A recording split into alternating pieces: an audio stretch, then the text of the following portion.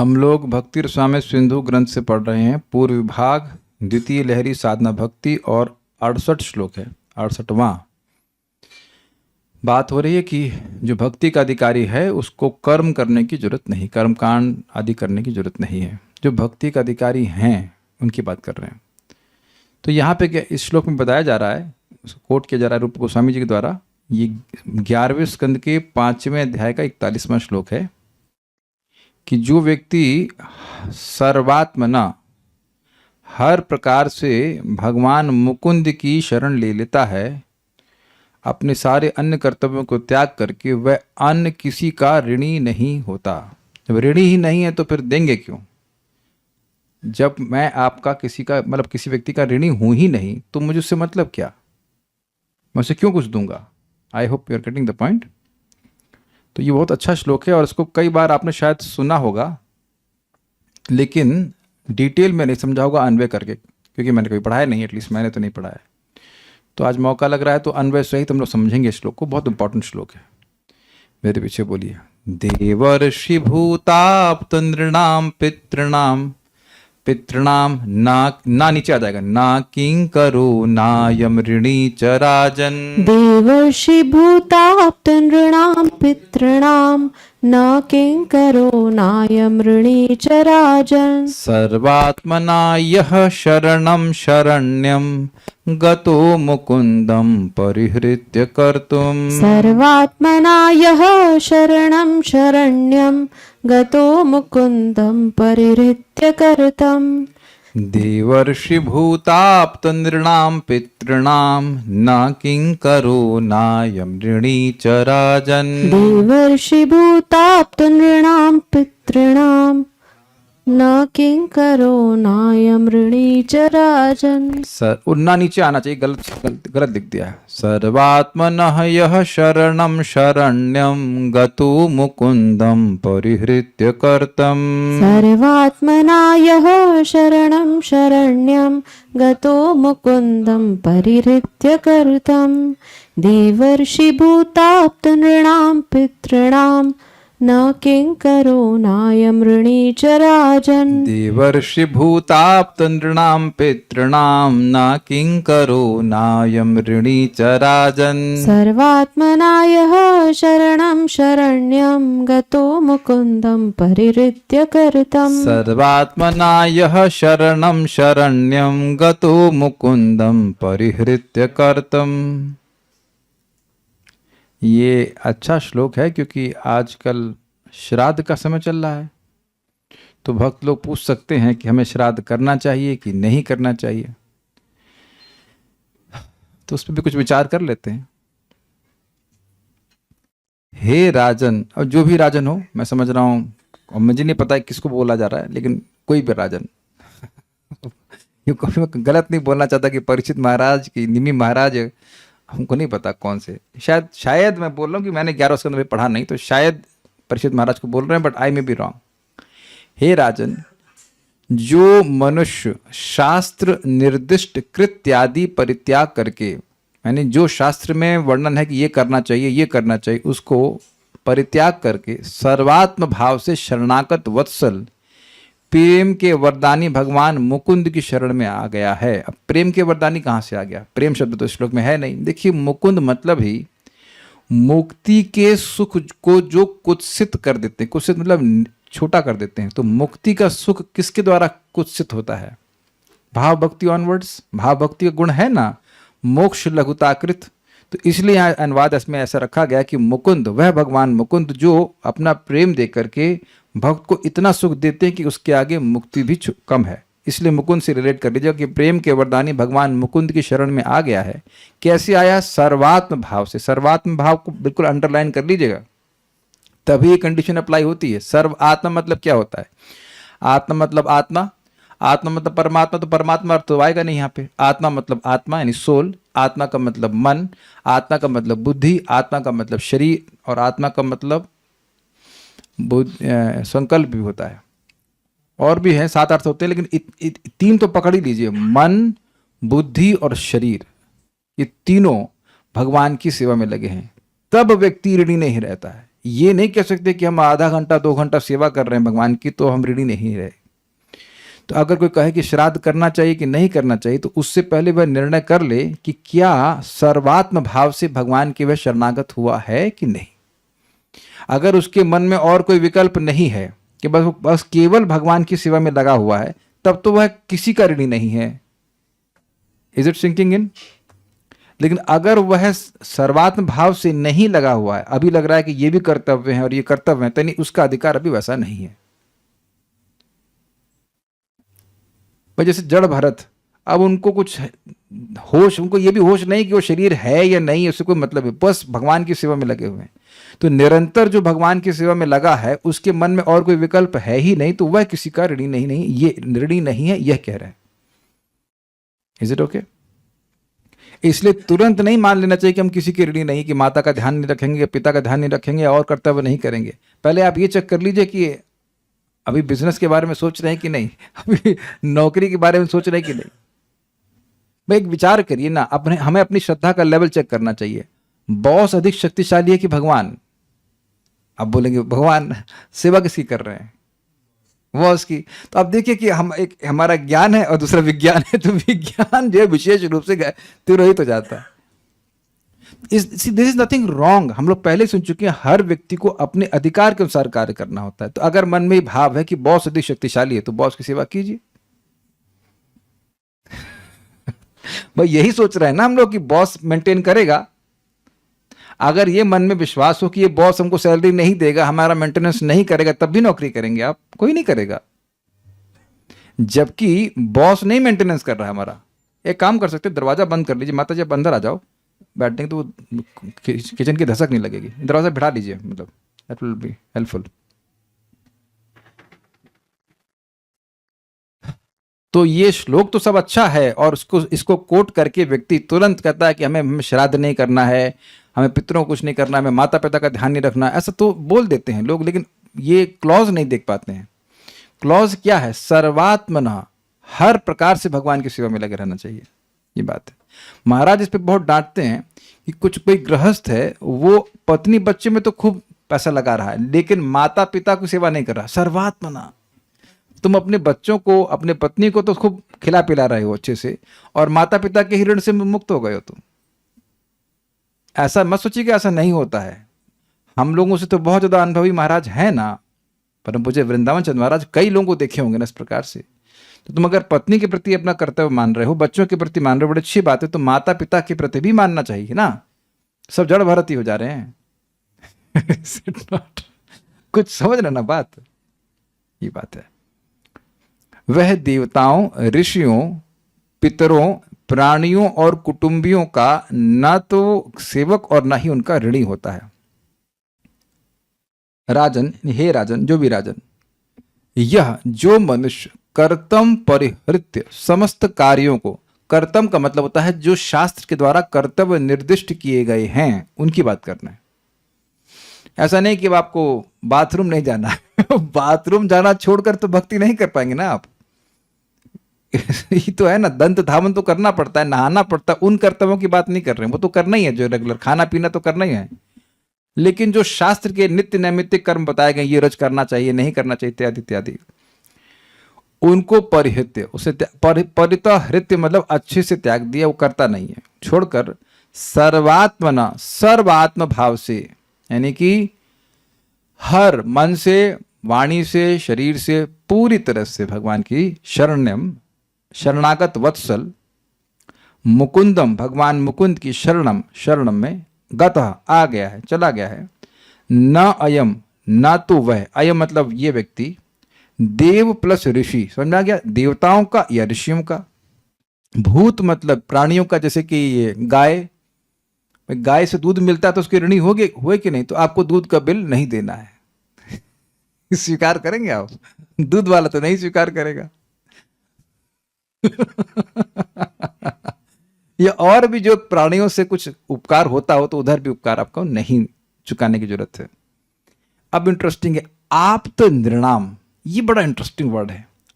आप्त के आगे प्र लगा देंगे तो क्या होगा? प्राप्त। तो जिनसे हमें चीजें प्राप्त होती हैं, उनको कह रहे हैं आप्त नृणाम, इसीलिए कह रहे हैं अभिष्ट मनुष्यों। समझ पा रहे हैं? जैसे माता और पिता से हमें बहुत सारी चीज प्राप्त होती हैं, तो ये सब आप्त निर्णाम में आ जाएंगे। मैं बड़ा प्रसन्नता हो रही थी कि इस श्लोक के शब्द को थोड़ा हम समझ पा रहे थे। देवता ऋषि क्लियर है, भूत क्लियर हो रहा है। भूत मतलब भूत प्रेत नहीं है, भूत का मतलब है वो जो जीवात्माएं हैं, जैसे कि गाय है या घोड़ा है, जिसकी भी पहले लोग मतलब कार्य उनसे लेते थे, तो उनका भी उपकार बन जाता है, उनको भी तो सेवा में लगा रहे हैं। आप्त निर्णाम शब्द हमको सबको समझ में आया। आप्त निर्णाम मतलब भाई माता पिता के द्वारा हमको बहुत कुछ मिलता है कि नहीं मिलता, तो जो आपको पोषण करने वाले हैं, मान लीजिए माता पिता ने पालन नहीं किया है, चाचा ने पालन किया है, किसी किसी की ताई पालन करती हैं, तो वह भी आप्त निर्णाम में आ जाएंगे। तो जो पालन कर रहा है उसकी आप ऋणी नहीं हो गए। उसने खाना दिया है, रोटी दी है, मैं माता पिता ने देह दिया। कभी कभी होता है कि माता पिता दोनों मर जाते हैं, तब ताई या चाची या मामी या जो भी मौसी वह पालन करती हैं, देखा गया कि नहीं, तो वह भी आप्त निर्णाम में आ जाएंगे। जो अभिष्ट देने वाले मनुष्य उनका, और पितृनाम, पितरों का, जो हमसे पूर्वज जो मर गए हैं उनकी बात कर रहे हैं। ऋणी, ऋणी है मतलब इनका ऋणी नहीं है जो भगवान की सेवा कर रहा है। और न किंकरो, न किसी का सेवक है, मतलब भगवान का सेवक है इसलिए वह अन्य किसी का सेवक नहीं है। ये दूसरे एंगल समझिए, भगवान की सेवा कर रहा है तो वो सबकी सेवा कर रहा है। एग्जाम्पल हमने दिया था, अभी आने वाला है ये कार्तिक, तो कार्तिक में जो भक्त दीपदान करते हैं भगवान विष्णु को, कृष्ण को, तो उनके सारे पूर्वजों का उद्धार हो जाता है। That's very amazing, is it not? और वो प्रार्थना करते हैं कि हमारे वंश में कोई ऐसा पैदा हो जाए जो चक्री भगवान को दीपों का कोई चक्र अर्पण करे, ताकि उनकी कृपा से हमको मोक्ष मिल जाए। ये बात है। तो व्यक्ति को चेक कर लेना होगा कि क्या वो सर्वात्म भाव से भगवान की शरण में है या नहीं है। सर्वात्म भाव से है, मन वाणी शरीर भगवान की सेवा में ही लगा हुआ है, तब वह किसी का ऋणी नहीं है। ये क्लॉज इंपॉर्टेंट है। कल्याण पर कुछ मन में डाउट आ रहा है। डाउट आप छुपा नहीं पाते तो छुपाओ मत बोल दो क्या डाउट आ रहा है, बोलिए। हरे कृष्ण प्रभु जी। प्रभु जी, जैसे हम लोग अभी कुछ डिवोटीज है, इस कॉन्टेक्स्ट में थोड़ा बोल दीजिए यार। किस कॉन्टेक्स्ट में? मतलब हम लोग के सर्वात्मा है नहीं है? आप सर्वात्मा हैं या नहीं है मैं बताऊंगा कि आप खुद जानेंगे। आप यहाँ क्लास में आ गए, चलिए बड़ी अच्छी, बहुत अच्छी बात है, जब कर रहे हैं। अब मैंने तो आपको जब करता हुआ देखा नहीं, तो मैं क्या जानूं कि आप सुबह सो रहे थे कि जब कर रहे थे। आपने मुझे देखा, आपको विश्वास है कि मैं 16 माला किया? आप समझिए बात, ये मेरे आपके बोलने की बात नहीं है कि मैं कहूं कि आप सर्वात्मा हैं या मैं सर्वात्मा हूं, नहीं, ये आप खुद जज कीजिए ना। ये तो मालूम रहता है ना सबको कि अच्छा, यहाँ पे कितने लोगों को मालूम रहता है कि माया और कृष्ण क्या है? किसी को नहीं, किसको नहीं मालूम है कि जब वो कब माया में जाता है और कब वो कृष्ण भावना में रहता है। ये कितने लोगों को नहीं मालूम चलता है। राधा किंकरी माता जी मालूम नहीं चलता आपको कब माया में जा रही है, कब? हाँ, सब मालूम है इनको, सब ज्ञानी है। अच्छा, और द्रविड कुमार प्रभु, आप तो माया में कभी जाते नहीं होंगे मेरे ख्याल से। माया को तो हाँ ना तो आप समझ रहे हैं कि आप जान रहे हैं कि माया में जाना क्या होता है और भक्ति करना क्या होता है। इस समय तुम लोग माया में है ना, नहीं तो समझ में आ रहा है कि भगवान की बात करना है, क्लियर है ना। तो अब माया का ऑप्शन ही जिसने बंद कर दिया है, भाई माया की सेवा करेंगे ही नहीं, केवल कृष्ण की सेवा करेंगे। जिसके जीवन में कृष्ण के अलावा कोई विकल्प ही नहीं है, बस कृष्ण की ही सेवा करनी है, तो वह किसी का ऋणी नहीं रहा। ये बात है। बहुत सारे प्रश्न आ रहे हैं, चलो इनको हम देख ले, नहीं तो जो भाव स्तर पे है उसको कहा गया है। नहीं, भाव की बात नहीं है, ऐसा नहीं है, भाव की बात नहीं है। आप बस फिक्सअप हो जाइए कि मासिक बस कृष्ण की सेवा करेंगे, मन से, वाणी से, शरीर से कृष्ण की सेवा करेंगे, काम खत्म। कृपया आप बताइए कि कैसे पता लगाएं कि ये बात की सर्वात्मा है कि नहीं। अरे ये भी ये आपकी बयान नहीं लगता कि मन में भी यही गूंज रहा था। तो अब आप बताओ ना, इस समय भगवान की मैं सेवा कर रहा हूं, अब इसके बाद मैं क्या करूंगा, भगवान की सेवा करूंगा या नहीं करूंगा, ये आपको मालूम नहीं चलता है क्या? इतना तो जड़ कोई भी नहीं है ना भाई। शरीर निर्वाह के लिए आप कुछ कर रहे हैं, ठीक है, लेकिन आप विचार कीजिए कि क्या नौकरी जो भी व्यक्ति कर रहा है वो शरीर निर्वाह के लिए कर रहा है, मतलब भक्ति निर्वाह के लिए कर रहा है, कि कुछ धन कमाने के लिए कर रहा है? तो हम भाई देखो, हम किसी पे आक्षेप नहीं कर रहे, ये मेरा अधिकार ही नहीं है। Is just what I am trying to say कि व्यक्ति रिफ्लेक्ट कर ले कि अभी हमारा अधिकार है क्या। ये बात है। देखिए, ऐसे भी लोग हैं जो अब बिल्कुल भगवान पे निर्भर हैं, और बिल्कुल निश्चिंत हैं। ऐसा मत सोचिएगा कि एकदम वो लोग मरे जा रहे हैं, नहीं, ऐसे हैं ऐसे लोग। अगर ऐसे लोग होते ही नहीं तो फिर ये श्लोक काहे को लिखा रहता। ये खुद नारद जी का केस देख लीजिए ना, वो 5 साल के बच्चे थे, उनकी माँ मर गई, तो क्या वो अब कहीं क्या कहते हैं ऑर्फनेज में गए, हमको अनाथालय में गए, भगवान के शरणागत थे। हम सब लोग सुन रहे हैं कि भगवान हमें कैसे किसी के भी द्वारा जन्म दे सकते हैं और किसी भी के द्वारा मरवा सकते हैं, बस पालन करने के लिए आपको काम करना पड़ेगा, है ना।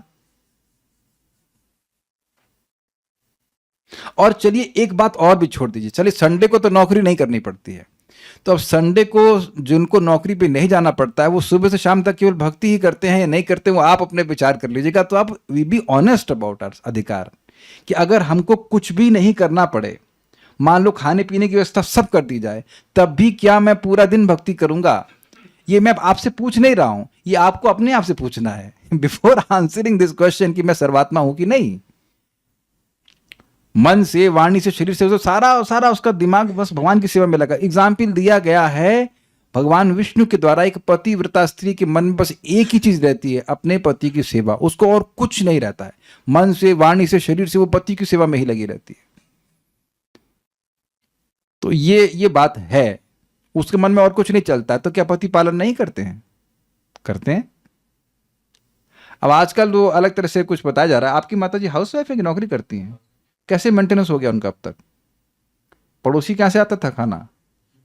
तो आप देख लीजिए कि पति करते हैं। सुंदरा माता जी आप तो अभी जॉब से आ रही मेरे ख्याल से ना, जॉब कभी नहीं करी, तो प्रभु जी कैसे मेंटेन कर लिया आपको? एक बड़ी सुंदर बात हमने देखा माता जी की, प्रभु जी जैसा बोलेंगे वैसे करेंगे, जिस डॉक्टर के पास लेके जाएंगे वो तो वहीं जाऊंगी। This is natural dependency. तो क्या प्रभु जी नहीं करते? कहाँ कहाँ लेके नहीं गए? Is it not? Prabhu ji take care, Haridwar, कहाँ कहाँ, गाजियाबाद, सब जगह लेके गए।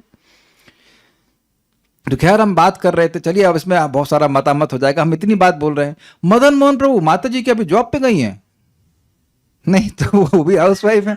तो ये लोग कैसे जी रही हैं? राधा शर्मा माता जी, you must be going for job ना, जल्दी क्लास फिनिश करता हूं आपका। तो आप देख रहे हैं संतोष कृष्ण प्रभु माता जी नहीं दिख रही हैं, बिजनेस पे गई होंगी लगता है। तो आप देख रहे हैं कि एक एक नाम लूंगा। चलिए जरा हाउस वाइफ हाथ खड़ा करें कौन कौन वाइफ जिंदा, जो जिंदा हो हाउस वाइफ वो हाथ खड़ा करते आते। एक वरलक्ष्मी माता जी, शीतल माता, अरे सब जिंदा। राधा शर्मा माता जी, ओहो करुण मोक्षर माता जी, आप लोग जिंदा कैसे रह गए भाई? तो आप देखिए कि पति की सेवा कर रहे हैं, बच्चों को ध्यान रख रहे हैं, ऐसे जो सब कर रहे हैं, is it not they are surviving? इतने सारे लोग जिंदा है भाई, आश्चर्य की बात है। आप लोग पेड़ के नीचे रह देंगे शायद ना। एक माता जी कह रही थी अब नौकरी नहीं करेंगे तो पेड़ के नीचे। वो उनको सुना रहा, माता जी देखो सब लोग पेड़ के नीचे नहीं रह रही हैं, लोग घर में सुन रही कथा। तो मैं खाली ये बोल रहा हूं कि एग्जाम्पल भगवान ने दिया, इसलिए मैं बोल रहा हूं। यहां राजन वर्ड वसुदेव जी को श्री नारद जी संबोधित कर रहे हैं, होगा ठीक है, बट हमारा पॉइंट बहुत सिंपल है। पॉइंट इस कि जो व्यक्ति इस प्रकार से सेवा करता है, देखिए पॉइंट क्या है, ये है भगवान के प्रति प्रीति का लक्षण। जिसके प्रति प्रीति होती है उसी की सेवा करने का मन निरंतर करता रहता है। It is not simply an intellectual thing. तो यही बात बोल रहे हैं कि इस प्रकार से सेवा कर रहा है तो वो अब किसी का ऋणी नहीं हुआ। इसको एक और भी बात हमने पढ़ी थी भक्ति संदर्भ में, कि जो इस प्रकार से भगवान की सेवा में लगा हुआ है, तो भगवान 33 करोड़ देवताओं को, it figures can be little up and down, लेकिन जहां तक मैंने इसमें पढ़ा था, अभी स्मृति से बोल रहा हूं, वो उसके सारे कर्जे चुकाने के लिए लगा देते हैं। भाई तो पेमेंट कर देना, तुम उसका इधर पेमेंट कर देना, उसका पेमेंट कर देना, वो भगवान की सेवा कर रहा है, ये बात है। देवर्षि, देवताओं और ऋषि, ऋषियों का ऋण क्या होता है? वो ग्रंथ लिखते हैं तो उनको पढ़ना होता है, तो उससे आप ऊर्ण होते हैं। देवताओं के लिए आपको यज्ञ करने होते हैं, तो बताइए आपको। भूत यानी जीवात्मा, जैसे गाय को घास देना या और भी सारी चीजें करनी होती हैं। ये भूत यज्ञ में भी आता है, चींटियों को दाना देना। देखिए आप कर रहे हैं तो गलत बात नहीं कर रहे हैं, यानी कि इस तरह से समझे कि ये चींटी भगवान का अंश है, ये भूखी है, इसको दे दीजिए, उस तरह से। लेकिन उस तरह से नहीं कि ऋणी है। आप गाय को भोजन दे रहे हैं इस तरह से कि भाई ये भगवान को प्रसन्न करेगा, दैट्स अ डिफरेंट वे। लेकिन इस तरह से नहीं कि मैं नहीं करूंगा तो मुझ पे पाप लगेगा, ये भावना नहीं होनी चाहिए। कुछ ग्रहण कर पा रहे हैं इस बात को, ये बहुत अच्छा, बहुत सटल पॉइंट है। आप चींटी को भोजन दे रहे हैं तो चींटी भी तो आत्मा है, चींटी में भी आत्मा है, तो भगवान का अंश है, तो उसे प्रसाद दे रहे हैं, दैट्स अ डिफरेंट थिंग। लेकिन अगर कोई व्यक्ति सोच रहा है अरे मैं इसको नहीं दूंगा तो मुझे पाप लगेगा, तब वो गड़बड़ हो जाएगी बात। कुछ हाँ, ऋण एंड देखिए, एक तो हो गया ऋण भावना से दे रहे हैं, और दूसरा है कि नहीं भगवान इससे प्रसन्न हो जाएंगे। किसी भी जीव को आप प्रसाद देते हैं तो भगवान प्रसन्न होते हैं कि नहीं, भगवान की आज्ञा भी है, ये देना चाहिए, that's a different thing. Prabhupada ji कीड़े को भी दिए ना, उसे कुछ प्रसादम फूल दे दो, दैट्स अ डिफरेंट थिंग। लेकिन ऐसा वो भगवान के संबंध में आप सेवा कर रहे हैं, लेकिन ऐसा नहीं है कि हम कहे अरे नहीं करेंगे तो पाप लगेगा, ऐसा कुछ भी नहीं। जैसे देखिए, आप क्या हमेशा धन उसी व्यक्ति को देते जिससे आपने ऋण लिया है? कोई व्यक्ति की सहायता कर रहे हैं, धन दे रहे हैं, भोजन दे रहे हैं, तो क्या ऋण लिए हैं तब दे रहे हैं? कल्याण प्रभु, पहले आप बताइए समझ में आए कि नहीं आए? माइक लीजिए। आपको कुछ कुर्ते मिले थे, वो आपको फिट नहीं हुए, ठीक है, तो आपने किसी भक्त को दिए कि नहीं दिए हुए? जी प्रभु। उसका ऋण है आपके ऊपर। आप समझ आ गया? ऐसा नहीं है कि ऋण वो आपका चुका रहे, अरे भाई तूने तुमसे 300 रुपए लिए थे, देखो हमको ये कुर्ते लिए हमारे पास आए, ये ले करके तुमको सेटल कर दो। No, just out of compassion you are doing, that's a different thing. आपने सुना है भक्त के बारे में, सुहृद सर्वभूतान, सभी जीवों का वो सुहृद होता है, दैट्स अ डिफरेंट थिंग। लेकिन ऋणी नहीं है, वो ऋण चुकाने के लिए नहीं कर रहा है, ठीक है। आप तो निर्णाम मतलब माता पिता, जिनसे हमें माता पिता और उसके उपलक्षण से जो कोई भी चाचा चाची मामी ताई जो कुछ भी जिन्होंने आपका उपकार किया है। जैसे मेरी आईआईटी की पढ़ाई के लिए एक समय मेरी माता जी के पास पैसे नहीं थे, तो मेरी नानी ने मुझे पैसे दिए थे, मुझे बाद में मालूम चला लेकिन दिए थे। तो अब वो पैसे जिन्होंने मुझे दिए तो वो मेरे लिए आप्त निर्णाम हो जाएंगे, वह मनुष्य जिससे द्वारा आपको कुछ प्राप्त होता है। और आप ये देखेंगे कि बहुत से मनुष्यों से हमको बहुत कुछ प्राप्त होता है, तो उनके प्रति भी हमारा कर्तव्य होता है। पितृ नाम तो स्पष्ट है, पितरों का ना किंकर, ना तो वह उनका सेवक है, ना अयम मतलब वह व्यक्ति, ना ऋणी है, ना ही ऋण है। देखिए दो अंतर हो गया ना, सेवक और ऋण में अंतर हुआ कि नहीं? ऋणी का, ऋणी मतलब सेवक नहीं होता है, लेकिन वहां पे एक बाध्यता सी होती है कि अरे हम पर ऋण है, ऋण नहीं चुकाएंगे तो हम पर मतलब गड़बड़ हो जाएगा, ऐसे करके। जैसे आपको इस जगत में कोई भी व्यक्ति कुछ पैसा दिया है और उसको भगवान की सेवा में नहीं लगाए तो आपका भयंकर ऋण पड़ जाएगा, बहुत भयंकर ऋण पड़ जाएगा। We must use it for serving Krishna. ऐसा नहीं किसी को 10 रुपए चुरा लेंगे और देना नहीं पड़ेगा बहुत भयंकर देना पड़ेगा। उतना तो देना ही पड़ेगा अगर वो अयोग्य है, और अगर योग्य हो गया तो फिर वो उसकी क्वांटिटी मल्टीप्लाई हो जाती है। अर्ध योग्य ब्राह्मण होगा तो दुगना देना पड़ेगा, और योग्य ब्राह्मण होगा तो 100 गुना देना पड़ेगा, और भक्त का चोरी कर लिया तो कितना देना पड़ेगा उसका हिसाब किताब नहीं है। मैं इसको अलग तरह से समझा रहा हूँ, रिवर्स वे में समझा रहा हूँ, ठीक है। कौन भाई कौन ऋणी नहीं होगा? तो कह रहे सर्वात्मनः यह शरणम शरण्यम, जो हर तरह से मन से वाणी से शरीर से उन शरण यानी जो शरण लेने योग्य हैं, इसीलिए अनुवाद रखा गया था जो भक्त वत्सल हैं। इस जगत में जिन्हों की हम शरण ले रहे हैं वो आपसे प्रेम नहीं करते सामान्यतः, अगर आप देखें तो, है कि नहीं? तो जो प्रेम नहीं करता है उसकी शरण मत लेना कभी भी। अब देखिए ऑब्वियसली मैं ये मानूंगा कि आप सब लोग मानेंगे अपने बॉस की आप शरण नहीं ले रहे हैं, वो जस्ट आप एक मेंटेनेंस के लिए कर रहे हैं, that's a different thing. But never take shelter of a person who does not love you. ये एक बहुत सिंपल सा स्टेटमेंट है लेकिन काफी गंभीर होगा, अपने जीवन में आपको देख लेना है। एक हमको भक्त बोल रहे थे, वो ऑप्ट्री क्या है, आप ऑप्टोमेट्री सीख रहे हैं, तो कह रहे प्रभु जी कौन है, तो सबकी तो सब लोगों की दृष्टि तो सब लोगों की सोच तो एक जैसी होनी चाहिए। हमने कहा आप तो ऑप्टोमेट्रिस्ट हैं, तो आप ये बताइए कि आंखें तो सबके पास है कि सबके पास एक ही लेवल की दृष्टि होती है? जिसकी जितना चित्त भगवान की भक्ति के द्वारा पवित्र हुआ उतना वह पारदर्शी माध्यम होगा। नहीं तो जैसे एक भक्त ये बता रहे थे कि एक व्यक्ति को बोला गया बेस में कि तुम अगर चाहते हो कि तुम्हारी दीक्षा हो जाए तो तुमको 5 लोगों को ब्रह्मचारी बनने के लिए कन्विंस करना पड़ेगा। मैं तो आंखें मेरी गोल हो गई, मैंने ये क्या है भाई, ये तो कौन सा एजेंट गिरी हो गई। अब जो भक्त बोल रहा है वह भी अजीब सा है, with all due respect he is chanting Hare Krishna but he has to get purified to speak such things। ऐसे कोई पिरामिड स्कीम बोलते हैं, यस ये मार्केटिंग हो रही है क्या भाई? हम तो इनकी बात को रिपीट कर रहे हैं, वैसे एस्टॉनिश। हमने कहा मुझे तो कोई इस तरह से ब्रह्मचारी बनाने के नहीं बना सकता था। अच्छा वह गृहस्थ के लिए नहीं बोल रहे दीक्षा चाहिए तो 5 लोगों की शादी कराओ।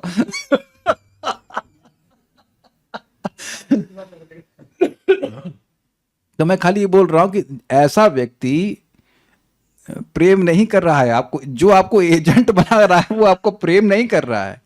ये देखने का सामर्थ्य रखिएगा कि आपको कौन प्रेम कर रहा है, उसकी शरण लीजिए। वो आपका हित के बारे में सोच रहा है एक्चुअली, जेन्युइनली। अदरवाइज अगर मेरे संग धोखा होता है तो मैं रिस्पॉन्सिबल हूं, वो सामने वाला नहीं। प्रभुपाद इस बात को बोलते हैं बड़ी नम्र भावना में कि even I can cheat you. Prabhupada कभी चीटिंग नहीं करेंगे, लेकिन बोल रहे हैं even I can cheat you but Krishna will never cheat you. एक प्रभुपाद के कहने का तरीका है। प्रभुपाद है ना, कभी किसी को चीटिंग कर सकते हैं, लेकिन एक बात है, और ये बात ध्यान रखिएगा, कंडीशन सोल चीटिंग ना करे तो आपकी आंखें गोल हो जाए। चीटिंग नहीं किया, चीटिंग नहीं किया, अरे ये क्या लिबरेटेड हो गया। कंडीशन सोल का गुण है कि वो चीटिंग करेगा। और प्रभुपाद जी का स्टेटमेंट है even devotees will cheat you, don't be surprised. Before accepting someone as shelter, किसी को अपनी शरण मानने से पहले, उसकी शरण में जाने से पहले व्यक्ति को विचार करना चाहिए कि वह प्रेम करता है कि नहीं। इसलिए कह रहे हैं शरण्य। वो शरण्य हैं, वो शाश्वत हैं, एक बात, वो असीमित शक्ति से युक्त हैं, एक दूसरी बात, और सबसे इंपॉर्टेंट बात है वो प्रेम करते हैं। इसको सिंपल तरह से समझाते हैं बुरीजन प्रभु कि भगवान की शरण में जाने से पहले आपको 2 गुण समझने होंगे। एक कि वह सर्वशक्तिशाली हैं, और वो he is all powerful and all loving. अगर वो सर्वशक्तिशाली होते और प्रेम नहीं करते तब बड़ा डेंजर है। क्लास में सो गए, गोली मार देंगे। है, कुछ लोग ऐसे होते हैं। और अच्छा, मान लो वो शक्तिशाली नहीं है और खाली प्रेमी है, तो बस रोते ही रहते हैं, बेटा बीमार हो गया, क्या करूं, मैं कुछ नहीं कर सकता। नरक लेके चले गए कोई व्यक्ति, यमदूत लेके चले गए, बेटा मैं क्या करूं, मैं कुछ नहीं कर सकता। तो दोनों चीजें आपको समझ में आनी होगी। शरण इसलिए है भगवान क्योंकि वह सर्वशक्तिमान है और बहुत प्रेम करते हैं भक्तों से। इसलिए हर प्रकार से जो इस प्रकार से भगवान की शरण में चला गया, किनकी नाम तो बताइए तो करें मुकुंद।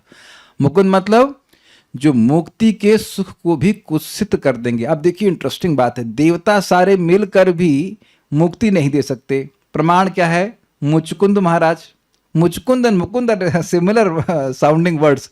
तो मुचकुंद महाराज खूब युद्ध किए, खूब सेवा की, जान लगा करके हजारों साल तक। और उसके बाद जब वो सेवा निवृत्त हुए, मैं सेइंग करेक्ट? मुचकुंद ना, हाँ मुचकुंद ही था, ठीक है। तो वो पैदा हो गए थे। शिव जी के बेटे का नाम क्या है? कार्तिकेय। तो उन्होंने कहा अब सेवा हमारा नया सिपा सलार आ गया, अब आप रिटायर कर जाइए। तो कहे क्या चाहिए? ऋते कैवल्यम नद्य अद्य न। हम लोगों से, देवता कह रहे हैं हम लोगों से आप कैवल्य छोड़कर सब मांग लीजिए। तो जो मुक्ति को दे नहीं सकते सारे देवता, जिसकी खूब सर्वात्मना सेवा की, परिवार छोड़कर सब छोड़कर मुचकुंद महाराज रातों दिन सेवा किए, वो सारे देवता मिलकर मुक्ति नहीं दे पा रहे हैं। और यहां कोई व्यक्ति भगवान की सेवा कर रहा है तो भगवान मुक्ति से श्रेष्ठ सुख दे रहे हैं। कुछ अंतर देख लीजिए। तो एटलीस्ट हमारी कोई भी अधिकार है, हमें इतना विचार करना चाहिए कि हम प्रयास करेंगे सर्वात्मना भगवान की सेवा करने की। जैसे एक सिंपल सी बात है, एटलीस्ट इस समय जब मैं भगवान की भक्ति कर रहा हूं, मैं भगवान के बारे में बोल रहा हूं, मैं नाम जप कर रहा हूं, तो मुझे कोई सेवा करने की जरूरत है, इतना तो कम से कम पकड़ना चाहिए मुझे। और अभी मैं किसी के लिए भी और इंडेटेड नहीं हूं, भगवान की सेवा कर रहा हूं। धीरे धीरे करके इस भाव को बढ़ाना चाहिए कि सबसे ज्यादा फायदा हमको भगवान की सेवा करके ही मिल रहा है। ये बात समझ में आ गई बात? परिहृत्य कर तुम, परितः हृत्य, बिल्कुल अच्छे से छोड़कर सारे जो कर्तव्य बताए गए हैं कि तुम ये कर लो, तुम वो कर लो, ये सब छोड़ करके भगवान श्री कृष्ण की ही सेवा कर रहा है, तो ऐसा व्यक्ति किसी का भी ऋणी नहीं है। कह रहे हैं we should not take shelter of those who don't love you. Example बता दीजिए इसका एक बार, तो क्या नाम लिख के बताऊं? आपको आज तक ऐसा एक्सपीरियंस कभी नहीं हुआ है क्या? जिसने प्रश्न किया, हम आपका नाम नहीं लेंगे, लेकिन क्या ऐसा कभी नहीं हुआ है कि आपने किसी व्यक्ति को अपना गाइड माना हो और वो नारकीय गाइड था? हम नाम नहीं बोलेंगे और इसलिए it has to be kept confidential, but I think you can understand. How do we understand that Prabhuji never takes shelter of a person? अच्छा, how do we understand Prabhuji never takes shelter of a person who doesn't love you?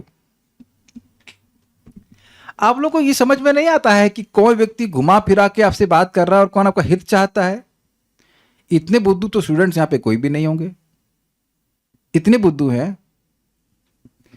अगर आप किसी व्यक्ति को केवल जन्माष्टमी वाले दिन याद आए अरे भाई टैक्स देने का समय आ गया ना वो कर देना है ना, कर देना होता है ना, जन्माष्टमी का कर, राधाष्टमी का कर, तो वो आपका कोई हित नहीं चाह रहा है। आप समझ रहे हैं ना बात। कोई व्यक्ति ट्रेन करे आपको कि आप भगवान को संतुष्ट करें, भक्ति में प्रगति करें, तो वो आपका हित चाह रहा है, वो अपना भी हित समझ रहा है, तब ना आपका हित चाह रहा है। कोई कभी पूछे ही नहीं कि आप जप कर रहे हैं कि नहीं, जिंदा भी है कि नहीं। जन्माष्टमी को याद आ गया, जन्माष्टमी का दिन है, तो बस खाली पैसा कलेक्ट करने के चक्कर में पड़ा रहे तो बिल्कुल सही नहीं। या फिर अपना उल्लू सीधा करने के लिए आपको उल्लू बना रहा है। ये कभी नहीं हुआ आप लोगों के संग ऐसा? अभी मैंने वो बताया ना, दीक्षा लेनी है तो 5 लोगों को ब्रह्मचारी बनाओ, कन्विंस करो उनको। तो ये अपना वो जो कर रहा है, जो बंदा जो दीक्षा लेना चाहता है, उसको उससे मतलब नहीं कि सामने वाला ब्रह्मचारी बने या ना बने, उसको अपनी दीक्षा चाहिए। इस कितने खराब मोटिवेशन है दीक्षा प्राप्त करने का। और ये एक परंपरा शुरू कर दी जा रही है। उसके बाद आगे वाले को बोलेगा तुमको दीक्षा लेनी है तो 5 लोगों को लेके आओ। मंदिर भर रहे हैं क्या? मंदिर भरना ये क्या, वो जैसे जेल भरो आंदोलन है सुना आपने? जेल भरो आंदोलन चलते हैं भारत में कभी कभी। तो क्या ये मंदिर भरो आंदोलन शुरू है? ये हरे कृष्ण आंदोलन है कि मंदिर भरो आंदोलन है? कुछ भी हो, इतनी अकल तो होनी चाहिए। हमको एक बहुत अच्छा कोटेशन मिला था, if you don't have your own goal of life, somebody will use you to achieve his goal of life। और इसीलिए मैं भक्तों को डांटता रहता हूं, कभी कभी समझाता रहता हूं, प्रेम से पुचकार या कैसे भी करके कि आप जप अच्छा से कीजिए। क्योंकि प्रभुपाद जी का स्टेटमेंट है, it becomes very clear, as a person chants very nicely he understands that the goal his, उसने हिंदी में बोलूंगा, उनके एकमात्र प्रेमास्पद श्री कृष्ण है, उन्हें समझ में आ जाता है कि भगवान श्री कृष्ण की सेवा करके हम सुखी होते हैं, उनके बारे में सुन करके बोल करके सुखी होते हैं, इंद्रिय तृप्ति करके सुखी नहीं होते। जब आपको समझ में आ जाएगा ये, तो ये समझ में आ जाएगा कि मेरा जीवन का उद्देश्य इंद्रिय तृप्ति नहीं है, तो कोई भी व्यक्ति आपको कन्विंस नहीं कर सकता कि इंद्रिय तृप्ति आपके जीवन का उद्देश्य है। वो अपनी इंद्रिय तृप्ति के लिए आपको नहीं लगा पाएगा। ये ऐसा मत सोचिए कि आपके माता पिता ने भी ऐसा नहीं किया है, बेटा इंजीनियर बनो, समाज क्या कहेगा। आपको क्या कहेगा नहीं से मतलब है, उनको क्या कहेगा है ना? अग्रीड? ये है ना? तो ये सब चीजें हैं। अब एक भक्त कह रहे हैं ऐसे तो सिर्फ डिवोटीज ही होते हैं। देखिए ऐसे तो सिर्फ डिवोटीज भी नहीं होते हैं। मैं जिनके बारे में कोई एग्जाम्पल दिया था वो डिवोटी ही हैं, वो जप करते हैं, लेकिन सारे डिवोटीज भी ऐसे नहीं होते हैं। तो be very careful on this point.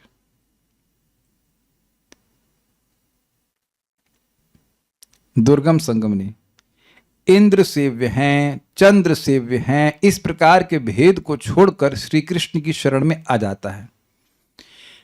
पूरी बात तो आप शायद नहीं समझ पाएंगे, और मुझे भी पूरी बात समझ में नहीं आई किस तरह से डिराइव किया गया है, लेकिन श्रीधर स्वामी जी कहते हैं कर्तुम डिराइव्स फ्रॉम कृति, और कृति मतलब भेदन। लीव द संस्कृत, बट इस तरह से समझाया गया है। तो भेदन धातु से आ रहा है। तो कह रहे हैं कि ये जो भेद है, कि ये चंद्र है इनकी सेवा करनी चाहिए, ये इंद्र है इनकी सेवा करनी चाहिए, ऐसा नहीं। वो जान रहा है वासुदेव सर्वमिति, सभी भगवान के किंकर हैं, मैं भगवान श्री कृष्ण की सेवा कर रहा हूं तो मैं सबकी सेवा कर दिया। इस तरह का भेद देखना कि ये सेपरेट कंट्रोलर हैं। समझ में आया? ये सेपरेट कंट्रोलर हैं, ये सेपरेट कंट्रोलर नहीं। ईशस्य ही वशे लोको योषा दारू मई था, भगवान के ही कंट्रोल में सब कुछ है, मैं भगवान की सेवा कर रहा हूं, सभी लोग मुझसे संतुष्ट हो रहे हैं। तो ये भेद ऐसे हटा करके, मतलब परिहृत्य कर्तुम को ऐसे डिराइव कर रहे हैं कि भेद को परितः त्याग कर, हृत्य मतलब त्यागना, परि मतलब अच्छे से, तो ये भेद त्याग दे कि कोई स्वतंत्र ईश्वर है। समझ में आ गया? शरणागत होने से उसके प्रारब्ध का नाश हो जाने से उसके वर्णाश्रमित्व का नाश हो जाता है। This is a mind blowing statement. वो क्षत्रिय है ही नहीं, वो ब्राह्मण है ही नहीं, कुछ समझे ना, तो वो है क्या कहते हैं उसको, गृहस्थ है ही नहीं। जब है ही नहीं तो गृहस्थ का धर्म कैसे होगा? फॉर एग्जाम्पल जैसे मैं अभी कुछ 3-4 साल पहले ब्रह्मचारी आश्रम में था, तो मैं गृहस्थी का पालन कितना कर रहा था बताइए कल्याण प्रभु, अब समझ में आ जाएगा आपको। कुछ भी नहीं। कुछ भी नहीं। क्यों नहीं कर रहा था? आप उस आश्रम में नहीं थे। उस आश्रम में था ही नहीं। अब समझ में आया आपको? बिल्कुल क्लियरली समझ में आ रहा है। अच्छा अब ये बताइए मैं संन्यास धर्म के बारे में पालन क्यों नहीं कर रहा हूं? उसमें नहीं है। क्योंकि उसमें है ही नहीं। अब आप ये मैं नहीं होने की बात को समझा रहा हूं मैं। अब जो स्त्रियां हैं वो कह दीजिए कि आप स्त्रियां नहीं हैं तो, लेकिन जो इस प्रकार से एकदम भगवान की शरण में है उसकी कॉन्शियसनेस कैसे होती? ना हम, क्या है श्लोक, ना हम विप्रो न च नरपति नापि वैश्यो न शूद्रो, ऐसे करके श्लोक है, महाप्रभु बोले इसको।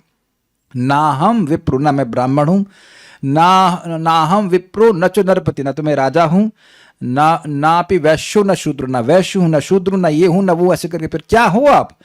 किंतु प्रोद्यत निखिल परमानंद गोपी भर्तुर दास दासानुदास, मैं गोपियों के पालक श्री कृष्ण के सेवकों का सेवक हूं। ये कॉन्शियसनेस किसी के मन में है, चेतना है, तभी तो भगवान की सेवा कर रहा है वो। तो अब वह उसका प्रारब्ध नष्ट हो गया है। प्रारब्ध से ही तो आप मान रहे हो ना कि आप स्त्री हो या पुरुष हो या जो भी हो, क्षत्रिय हो, ये खत्म हो जाता है। ये प्रारब्ध नष्ट होने का मतलब है कि उसका इस प्रकार का अहंकार नहीं रह गया है कि मैं ये हूं। जैसे मेरे भी अलग अलग अहंकार है ना, मैं पहले मान रहा था मैं ब्रह्मचारी हूं, अब मान रहा हूं कि गृहस्थ हूं, तो उस अहंकार के अनुसार कार्य करते हैं कि नहीं? Is it not? तो ये अहंकार ही खत्म हो गया उसका, वो केवल कृष्ण की सेवा करना चाहता है। अतएव उसका नित्य कर्म में अधिकार समाप्त हो जाता है। ये समझ में आ गया? अतएव जब ये मान ही नहीं रहा है कि वो गृहस्थ है, तो जो गृहस्थोचित जो धर्म कर्म है वो काहे करेगा उसको? आप लोगों को श्लोक ढूंढना पड़ेगा। भो भो करके उसमें आ रहा है, माधवेंद्रपुरी पाद का, कह रहे हैं कि भाई भो स्नानम तुभ्यम नमः, ऐसे करके श्लोक है कि हे सुबह का स्नान, हे तीन बार का गायत्री मंदन, आपको नमस्कार नमस्कार बड़े अच्छे हैं, लेकिन देखिए हम जहां भी जा रहे हैं हम मधु द्विष या कंस द्विष, कंस के शत्रु श्री कृष्ण का स्मरण कर सकते हैं, और इसलिए ये हमारे लिए पर्याप्त है, हमको और कुछ करने की जरूरत नहीं है। अब समझ में आ गया कि श्री कृष्ण का स्मरण कर रहे हैं, जहां जा श्रवण कीर्तन में लगे, हमको और कुछ करने की जरूरत नहीं। ये बात है। कर्तम के स्थान पर कृत्यम, इस प्रकार भी पाठ है, उसका ही एक अर्थ है, इसका भी उसका एक ही अर्थ है। एक और अर्थ मैं आपको बताना चाहता हूं जो मैंने महाराज से सुना था, बड़ा अच्छा।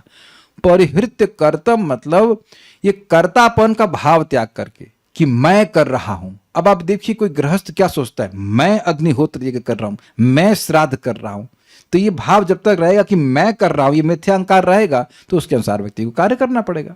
अगर आपको याद हो गीता का श्लोक हम लोग कई बार बोले हैं, यस्तु आत्मरतिरेव स्यात् आत्मतृप्तस्य मानव आत्मन्येव च संतुष्टस्य तस्य कार्यम न विद्यते। कई बार इसको कोट किया है, यस्तु आत्मरतिरेव स्यात्, जिसकी आत्मा में ही रति अर्थात प्रीति है, आत्मा मतलब भगवान में, यस्तु आत्मरतिरेव स्यात्, इसलिए आत्मतृप्तस्य मानव, इस कारण से वह आत्मा में तृप्त अर्थात संतुष्ट है, भगवान श्री कृष्ण की सेवा करके संतुष्ट है। आत्मनि एवं च संतुष्टस्य तस्य कार्यम न विद्यते, इसलिए वह क्योंकि भगवान में ही संतुष्ट है, इसलिए कोई कार्य नहीं है। क्या ये मैप कर पाए? सब लोग समझ पा रहे हैं? तो अब आप प्रैक्टिकली देखिए कि हम लोग अपने अपने अधिकार को देख लें। अगर आप और मैं श्री कृष्ण की सेवा करके ही संतुष्ट हैं, then we will not do anything else. जैसे सिंपल सी बात है, अभी हमें भूख नहीं लग रही, भूख लगेगी तो भोजन दिया जाएगा, तो भोजन करके प्रसाद पाकर के हम संतुष्ट हो जाते हैं, तो फिर पूछा जाए और कुछ खाओगे, तो आप क्या बोलोगे? ना ना और कुछ नहीं चाहिए। वो संतुष्टि का लेवल है कि नहीं? तो भक्ति करते करते एक ऐसा पॉइंट आ जाए कि अब आप यू आर फुली सेटिस्फाइड, आपको भक्ति के अलावा कुछ करना ही नहीं है, तो फिर आप किसी की ऋणी नहीं है। ये बात है सिंपल सी, गॉट इट?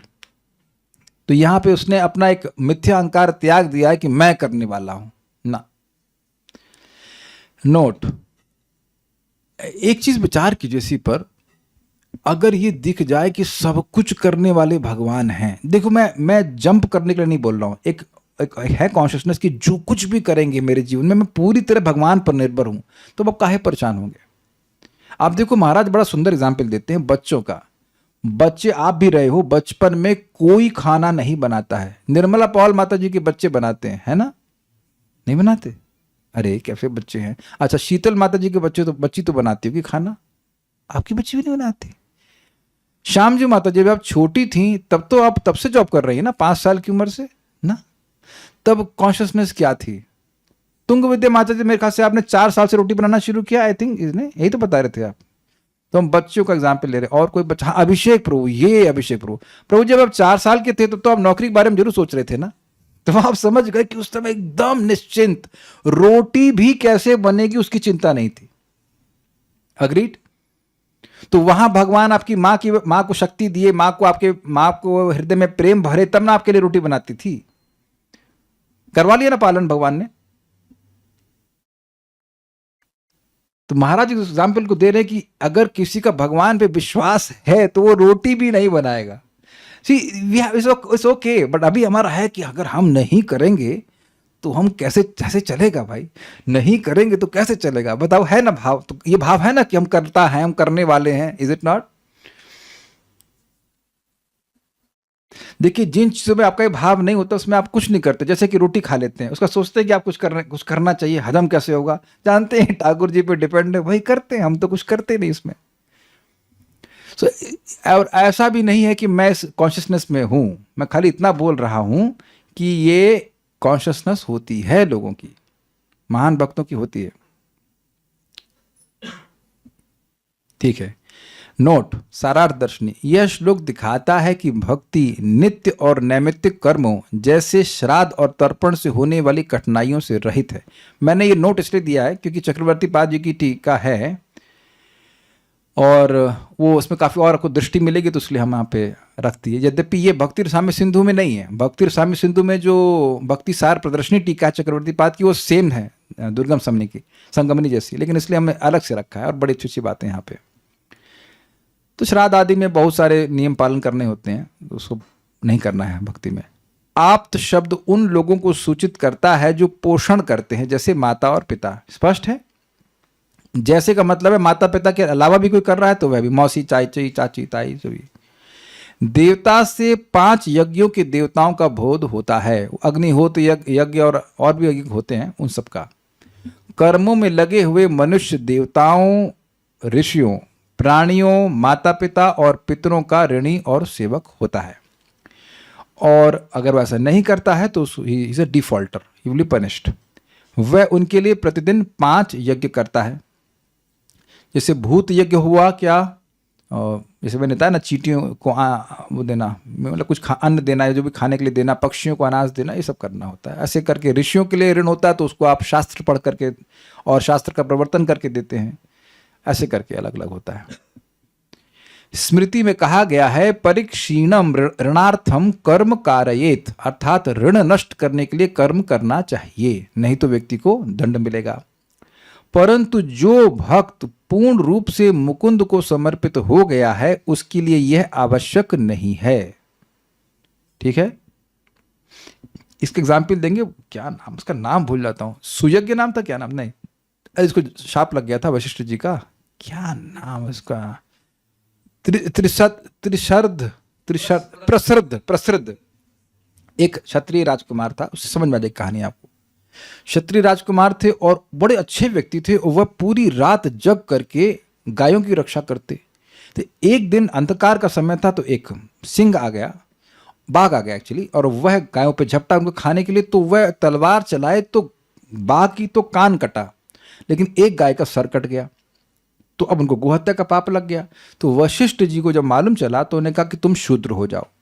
लेकिन ऐसा नहीं कि वो शूद्र हो गए, वो पूरी तरह से भगवान को समर्पित हो गए, भगवान की भक्ति करने लगे और उसी जन्म में वैकुंठ चले गए। तो अब अगर कोई ऋण बाकी रह गया होता तो वो दोबारा जन्म लेते ना, लेकिन वैकुंठ चले गए। तो ये प्रैक्टिकल एग्जाम्पल हुआ। और दूसरा एग्जाम्पल हमारे प्रसिद्ध अजामिल प्रभु, अजामिल जी पे तो कितना भयंकर ऋण लगा हुआ था, उसका तो कोई हिसाब ही नहीं है। लेकिन उसके बाद जब वैकुंठ से दूतों को मिले वो, उसके बाद वो घर वापस नहीं गए, सीधे चले गए हरिद्वार। भक्ति के 12 साल बाद भगवान के पास वापस चले गए। एक हम बोलेंगे फिर से, एक माता जी उस समय LLB कर रही थी, LLB कर चुकी थी, LLM के लिए फॉर्म भरा था। तो बोली, प्रभु जी अजामिल जैसा व्यक्ति उसी जन्म में भगवान के पास क्यों चला गया, कैसे चला गया? तो हमने कहा देखिए, वो इसलिए चला गया क्योंकि भक्तों से मिलने के बाद वो LLM का फॉर्म नहीं भर रहा था। वो भक्ति करने में लग गया, उसको दिख गया कि भक्ति करना है, बस खत्म कहानी। है ना, अब आप उसमें लगी पड़ी हो तो अभी जब समय लगेगा लगेगा, क्या क्या कह सकते हैं, ठीक है। कभी कभी मुख से अच्छी बात आ जाती है। So okay, will go forward. तो उसे कुछ ऋण कम करने के लिए कर्म करने होते हैं, इस व्यक्ति को नहीं करना चाहिए, परंतु जो भक्त पूर्ण रूप से मुकुंद को समर्पित हो गया है उसके लिए आवश्यक नहीं है। यह वैसे ही है जैसे कोई व्यक्ति यदि पृथ्वी के सम्राट का सेवक बन जाता है तो वह किसी राज्य के छोटे शासक का सेवक नहीं रह सकता। इजी एग्जाम्पल है। ऐसा व्यक्ति समस्त वर्णाश्रम नियत कर्तव्यों का त्याग कर देता है अथवा सभी भेदभाव छोड़ देता है। ये एग्जाम्पल, ये व्याख्या की जा रही है परिहृत कर्तुम। परिहृत कर्तुम, कर्तुम का मतलब एक हुआ कृत्यम यानी कि कर्तव्य, सारे वर्णाश्रम के कर्तव्य को छोड़ देता है। मुझे नहीं मतलब है ऐसी भावना, मुझे केवल भगवान की भक्ति करनी है। अगर ये भाव आ गया है बहुत अच्छा है, and you go for it, you don't hear anyone on this point, बिल्कुल आगे बढ़ जाइए, कोई दिक्कत नहीं। दूसरा भेदभाव छोड़ देता है, मतलब ये इंद्र भाई बहुत बड़े शासक हैं, ये बहुत समर्थ व्यक्ति है, वो नहीं। वासुदेव सर्वमिति, सभी भगवान की शक्ति ही है, मैं भगवान की ही सेवा करूँ। समझा कि इस प्रकार का भेदभाव छोड़ देता है। ये आया कैसे? परिहृत कर्तम से आया। कर्तम शब्द कृति से निकाला गया, कृति मतलब छेदन, तो छेदन के अर्थ में कि भेद का छेदन कर दिया उसने, ऐसे करके समझाया गया। डिटेल हम समझ नहीं पाए हैं, इतना बात समझ में आई। जब कोई विष्णु की पूजा करता है तब अन्य देवताओं और पितरों की पूजा भी संपन्न हो जाती है, जैसा कि अन्यत्र कहा गया है। सब लोग मेरे साथ बोलिए, यथा तरोर्मूल निषेचनेना तृप्यन्ति तस्कंद भुजोपशाखा प्राणोपहारा च यथेन्द्रियाणाम तथैव सर्वाहरणमच्युतेज्य। श्रीमद् भागवत 4:31-14, ये नारद जी का वक्तव्य है। इस पे कुछ इंटरेस्टिंग बात बताऊंगा। जैसे पेड़ की जड़ में जल डालने से उसकी शाखाएं, टहनियां और पत्ते सब तृप्त हो जाते हैं, और जैसे पेट में भोजन देने से शरीर की इंद्रियां सब तृप्त हो जाती हैं, वैसे ही परमेश्वर की भक्ति करने से सभी देवता और अन्य जीव स्वतः ही तृप्त हो जाते हैं। तो ये एग्जाम्पल फोटो से आप देख सकते हैं किस प्रकार से भगवान की सेवा करेगा तो भगवान कैसे है, जड़ के समान है। तो भगवान की सेवा करेगा तो सारे देवी देवताओं को मिल जाता है, इसलिए ऋणी नहीं रहता। लेकिन एक इंटरेस्टिंग बात है कि ये एग्जाम्पल तो अपने आप में कंप्लीट है, तो पेट वाला एग्जाम्पल क्यों दिए कि पेट पे भोजन देने से सारे इंद्रियों को मिल जाता है। तो बड़ा सुंदर वर्णन परम पूज्य वृंदावन चंद्र महाराज की है कि देखिए, ये आपका अनुभव होगा कि पेड़ की जड़ में पानी देते हैं, फिर थोड़ा थोड़ा पत्तियों को देते हैं, तो पत्ती भी कुछ कुछ हरी हो जाती हैं। तो ऐसा हो सकता है कि कोई सोचे कि हाँ भगवान विष्णु की सेवा करेंगे तो और अन्य लोग को भी कुछ दे सकते हैं, इसलिए दूसरा उदाहरण दिया जा रहा है पेट का, कि भोजन अगर हाथ पे रख दिया जाए तो हाथ को क्या मिलने वाला है, कुछ नहीं मिलने वाला। अब समझे, इसीलिए दूसरा एग्जाम्पल दे रहे हैं, किसका? ये पेट वाला। कहेंगे भगवान पेट में, हाँ भगवान पेट में भी हैं, दूसरा फोटो देख सकते हैं, लेकिन यहाँ पे पेट स्थानीय है। जैसे पेट को अन्न देने से सारे अंगों को मिल जाता है, ऐसे ही भगवान विष्णु को अर्पण करने से, भगवान विष्णु की सेवा करने से सभी लोग संतुष्ट हो जाते हैं। लेकिन आप एग्जाम्पल, सेकंड पॉइंट समझ पा रहे हैं पेट वाला एग्जाम्पल क्यों दिया जा रहा है? क्योंकि भोजन देने की एकमात्र विधि पेट को ही है। आंखों में मान लीजिए कि आज हम हरी चटनी का लेप करेंगे, तो अब इससे तो कोई कुछ मिलने वाला नहीं। कहीं अरे यार नींबू का जूस बड़ा अच्छा लग रहा है, तेरा कान में डाल देना, तो कान में नींबू का जूस डालेंगे तो कुछ नहीं मिलने वाला है। तो इसलिए पेट को जैसे भोजन दिए बिना आप किसी इंद्रिय को नहीं दे सकते हैं, कोई पोषण नहीं दे सकते, इसी प्रकार से ऐसा होता है। एक बात आपको और ध्यान देनी होगी, ये भगवत गीता सुना है कि किसी देवता को भी अगर दे रहा है तो ये मान के चले कि इंद्र को मान ले दे रहा, तो इंद्र ये भगवान के हाथ है, भगवान को दे रहा हूं, ये बात भी याद रखनी चाहिए। इस तरह से अलग नहीं मानना चाहिए। ओके, भगवान ने स्वयं कहा है, तावत कर्माणि कुर्वीता न निर्विद्येत यावत मत कथा श्रवणादो वा श्रद्धा यावन न जायते। मनुष्य को वेद सम्मत कर्मकांड तब तक करते रहना चाहिए जब तक वह भौतिक इंद्रिय तृप्ति से वास्तव में विरक्त न हो जाए और मेरे विषय में श्रवण तथा कीर्तन के प्रति श्रद्धा उत्पन्न न हो जाए। अब कहेंगे ये श्लोक काहे आ गया? जिन लोगों के मन में ये भावना नहीं है कि भाई श्रवण कीर्तन करके ही हम पूरी तरह सफल हो जाएंगे, वो लोग कर्म करते चले जाएं। समझ में आई बात? लेकिन अब जिनके मन में स्थिर होगा कि भाई श्रवण कीर्तन करके हमें जीवन की सारी उपलब्धि मिल जाएगी, हम श्रवण कीर्तन ही करेंगे, अपने जीवन की सिद्धि के लिए, मैं फिर रिपीट कर रहा हूँ, मान लीजिए मेरे थोड़ा सा भी गर्दन में दर्द हो रहा है, तो ये मेरे हरे कृष्णा करने से नहीं जाता है। आप लोग की होता होगा, मैं कोई बहुत दुखी नहीं हूँ, just I have to do some exercise for this, ये नहीं बोला जा रहा है। और आप को भी ऐसा नहीं सोचना चाहिए कि ऐसा होता है। हम महान भक्तों को भी देखते हैं कि अपने शरीर का ध्यान रखते हैं। गुरु महाराज बोल रहे थे कि प्रभुपाद जी 1.5 घंटा मसाज लेते थे, मॉर्निंग वॉक पे जाते थे। तो that is not the point being told here, कि अगर आप अपने शरीर के ध्यान के लिए कुछ कर रहे हो, कुछ भी कर रहे हो, तो इज जस्ट अगेंस्ट भक्ति, ऐसा नहीं है। मैं बार बार इस बात को रिपीट कर रहा हूँ क्योंकि ये इंटरप्रिटेशन गलत होते हुए मैंने देखा है। आप शरणागत हैं तो अब आप दवा क्यों ले रहे हैं? ये सुना आपने, बहुत चलता है इस तरह से, कुछ भी आए खा लीजिए भगवान के शरणागत।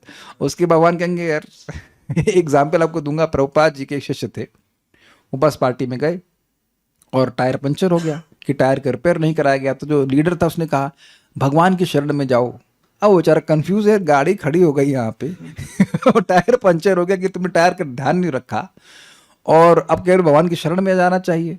तो बाद प्रभुपाद के पास आया, बोले Prabhupada what does it mean to take shelter of Krishna? ये प्रभुपाद जी भगवान की शरण में जाने का क्या मतलब है? तो प्रभुपाद कहे it means use your intelligence. तो प्रभुपाद तो सबके मन को जानने वाले हैं, तो ऐसा नहीं कि तुम मोटरसाइकिल लेके जा रहे हो उसमें पेट्रोल नहीं है कृष्ण की शरण में।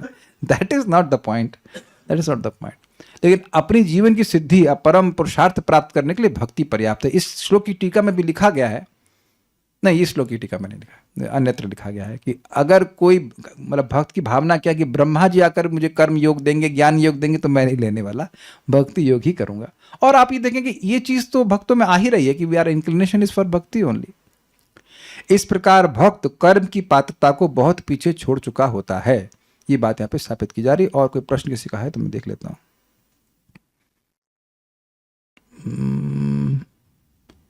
भौतिक इंद्रिय तृप्ति से विरक्त नहीं है, लेकिन श्रवण कीर्तन में थोड़ी श्रद्धा है उसकी। वो तो हम सभी लोग ऐसे ही हैं आप अलग हैं क्या? सब लोग यही हैं। भक्ति में आने के अधिकारी तो हैं। भक्ति में आने का अधिकारी क्या था? ना तो न अत्यंत विरक्त और न अत्यंत आसक्त। न इतना विरक्त है कि अब बिल्कुल भगवान की भक्ति से, कथा से ही विरक्त हो जाए, ना इतना आसक्त है कि वो भगवान की कथा में आ ही ना पाए। अरे वो चाउमीन बनाना है भैया, ये सब करना है, वो खाना है। ऐसे भी लोग हैं, इज इट नॉट? ऐसे लोग तो ज़्यादा ही हैं कि कर्म में इतना आसक्त हैं कि वो भक्ति में बिल्कुल रुचि नहीं रखेंगे। सो वी हैव, बिल्कुल स्पष्ट समझ लीजिए, भगवान की भक्ति करने में, कथा सुनने में, भक्ति से मेरा मतलब है कथा सुनने में रुचि है। कथा की रुचि बढ़ती जैसे जाएगी वैसे ही अपने आप भोगों से विरक्ति होती जाएगी। For us there is no other way, there is no other way, there is no other way, and there is no better way, there is no better way, there is no better way. एक बात आप विचार कीजिएगा, विरोध कर देना अगर गलत लगे। दुनिया में कोई आपको विरक्त दिखा है? मैं क्या कहना चाहता हूं समझ रहे हैं? Everyone is only attached, not detached. अगर अस्वीकार हो तो विरोध भी कर दीजिएगा। हम अपनी बात नहीं कह रहे हैं, लेकिन हम इस तरह से बोल रहे हैं कि शायद विरोध मन में आ जाए। कोई शराब में आसक्त हो जाता है इसलिए अपने परिवार से डिटैच हो जाता है कि नहीं? कुछ पुरुष लोग पैसा कमाने में इतने आसक्त हो जाते हैं कि पत्नी बच्चे का ध्यान नहीं रखते हैं, है कि नहीं? वो हम लोग डिटैच नहीं हो सकते, हम लोग केवल अटैच हो सकते हैं। भगवान इस बात को प्रभुपाद कई बार समझाए हैं, ये शास्त्र का ही वचन। लेकिन मैं ऐसे बोला कि आप लोग थोड़ा सोचिए।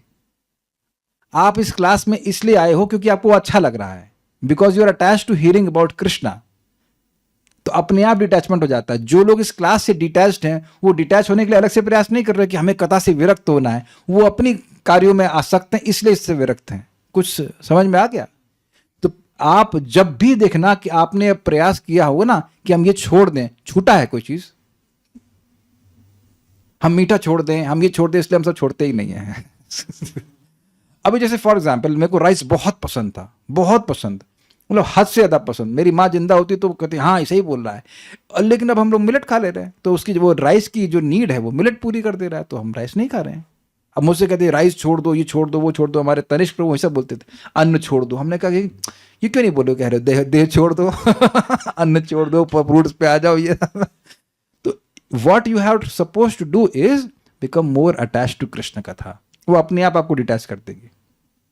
Okay, will stop now. I think चीज़ें क्लियर होंगी। Thank you so much. Shrila Prabhupada की जय, श्री श्री रूप गोस्वामी प्रभुपाद की जय, श्री श्री भक्ति साम्य सिंधु ग्रंथ की जय, निताई गौर प्रेमानंदे।